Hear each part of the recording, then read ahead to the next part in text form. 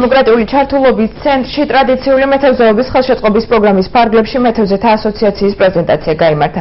სანაპირო თევზჭერაში ჩართულ მოქალაქეთა რაოდენობა, რომელთა შემოსავლის ერთადერთ წყაროს თევზის მოპოვება წარმოადგენს 2000-მდე აღწევს, თუმცა მათ თევზაობის უფლება ზღვის სანაპიროდან მხოლოდ 300 მეტრის რადიუსში შეუძლიათ. დანარჩენ ტერიტორიაზე ბაძით შესვლის ლიცენზიას კი თურქული მხარე ფლობს.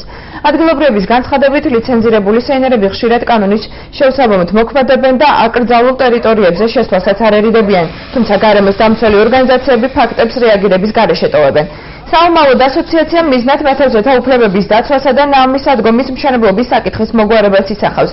ბუნებრივი რესურსების სააგენტოს შავი ზღვის სამსახურის ხელმძღვანელი ირაკლი ჭავჭანიძე განმარტავს, რომ ლიცენზიებს ადგილობრივები ფლობენ, რომლებიც თურქული სეინერების მომსახურებით სარგებლობენ. უცხო ქვეყნის გამგემების მიერ სათევზაოდ საზღვის გადმოკვეთის ფაქტი კი ამ დრომდე არ დაფიქსირებულა.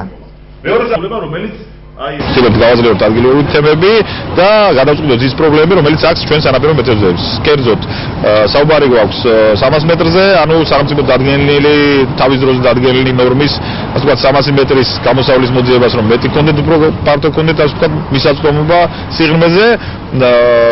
ასევე ვფიქრობთ, რომ ზოგიერთი ტიპის შეზღუდვები, რომელიც არის თევზჭერის წესებში, შესაძლებელია შეცვლილი იყოს ისე, რომ გარემომ ზიანი არ მიიღოს. ჩვენ პროექტი გვაქვს ნავსადგომის შესახებ წამოღებული. აქეთ მალაგნებს გვინგრევენ ნავსადგომებს და იქეთ გვინდა რომ მოგცენ უფლება.